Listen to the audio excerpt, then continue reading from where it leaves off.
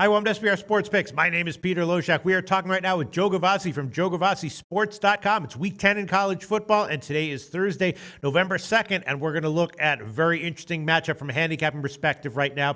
The Penn State-Michigan State game, of course. Both these teams coming off of tough games. Penn State coming off their first loss of the year, a very, very close one against Ohio State, and Michigan State, of course, coming off of the multiple overtime game against Northwestern. So both teams coming in here off of emotionally draining games. Penn State has actually taken some money, which surprises me a little bit since they opened around 7.5. It's now all the way up to 8.5, or 9 market wide. And my lean on this game, well, I guess I would be leaning to Michigan State a bit here. And I did give the under at 48 as an official pick on my weekly college football record. So I'm liking the under here at 48. We've already seen Penn State play a bunch of road games, a couple of road games this year that were very low scoring and went under. Might see the same thing here. Of course, we know what Michigan State likes to do. So I'm on the under here, and it's interesting that the line has gotten bet up a little bit. What's your take on Penn State, Michigan State, Joe? I like your thinking on this game, Peter. And before we go further, I'd like to tell you how much I enjoy doing these weekly videos with the SBR team, and hope so you much. out there as well. Let's look now at this game, which is one of my classic penthouse pick situations, in which I have an undefeated letdown for Penn State, matching up a defensive home dandy in the Michigan State Spartans. Throw in revenge, and we've got the full package. What do you tell your team if you're head coach James Franklin of the Nittany Lions?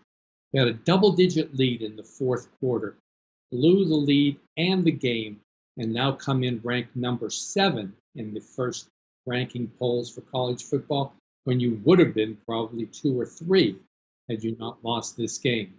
A tough situation in an undefeated letdown spot for the Nittany Lions. Now they go up against the Michigan State team, who is playing with revenge. Granted, the Spartans failed to get their revenge last week against Northwestern, but that dropped them to 8-1 against the spread when playing with conference revenge. Now Sparty comes as a defensive dandy with revenge once again, and coming off a loss. This team allows just 20 points a game and only 284 yards a game, and has a rush defense allowing just 90 yards a game on 2.8 yards per rush. It's the ideal stop unit against running back Barkley. I like this dandy of a home dog here against the undefeated letdown spot. Let's take Michigan State plus the points and not be surprised if they win the game outright.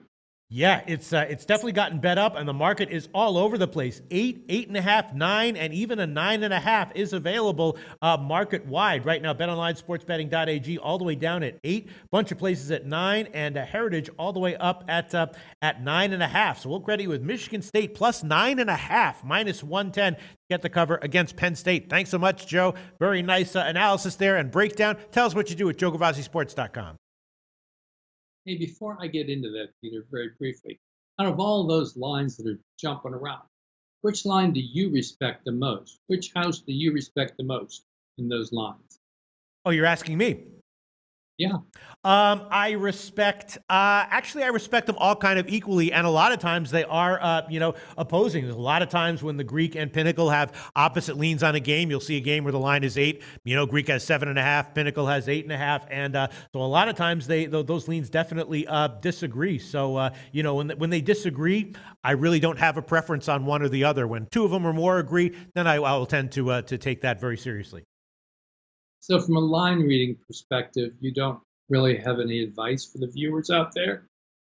No, I mean, the lines also can move. These are just the lines right now at 2 o'clock Eastern time, and in an hour, certainly by tonight, that might all shift around anyway. So and certainly at Pinnacle, I mean, those lines move very, very quickly all over the place. So, that's just if there's a bunch of books that are clearly all in agreement, and opposed to more public action type books, then that makes a lot of that carries a lot of weight with me. But other than that, it's no. I just take it with a grain of salt and just sort of note it and stick to my own analysis of the game.